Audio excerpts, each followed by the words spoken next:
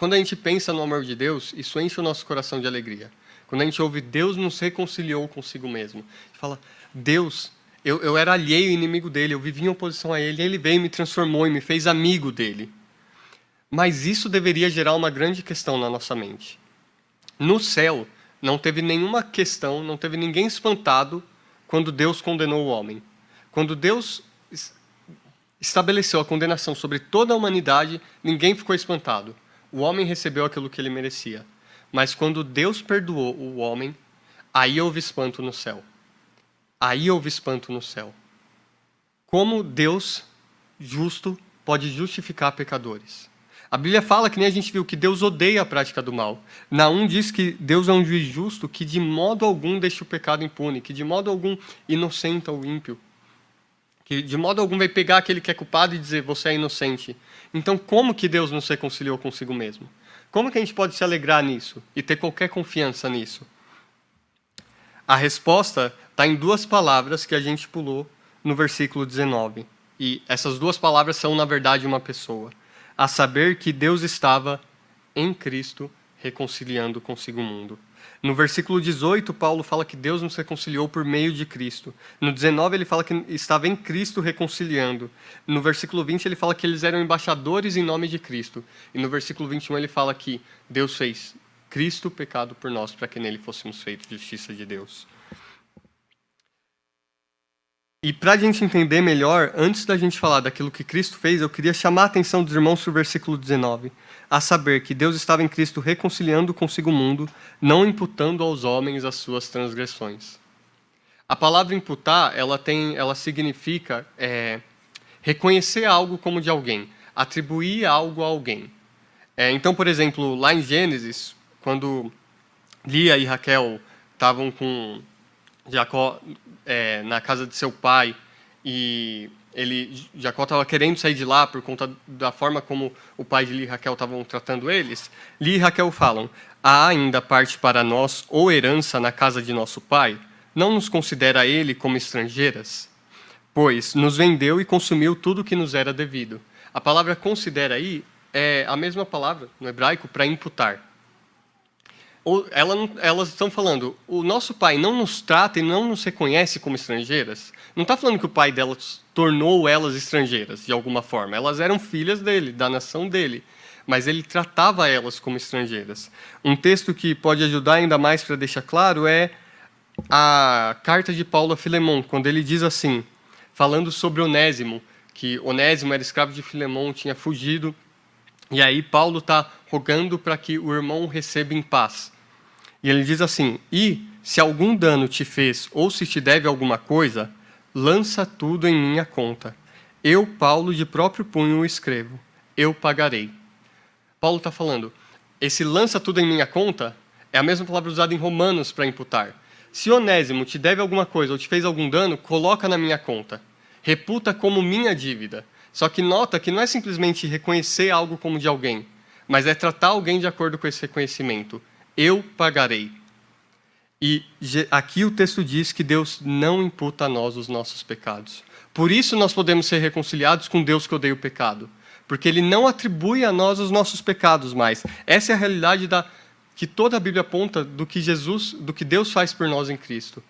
Deus faz com que o nosso pecado não seja atribuído a nós. E eu imagino se muitos cristãos aqui entendem mesmo o que isso significa, porque muitas vezes nós, na fé, caminhamos em altos e baixos. A gente desanima, a gente se entristece, a gente às vezes está lutando com algum pecado recorrente e a gente começa a desanimar. Mas a realidade que o texto diz aqui é que Deus não atribui a nós os nossos pecados, nem nos trata de acordo com eles. O que isso quer dizer é que, se você está em Cristo, Deus trata e reconhece você como não tendo pecado algum. No seu pior dia, Deus reconhece você como não tendo pecado algum.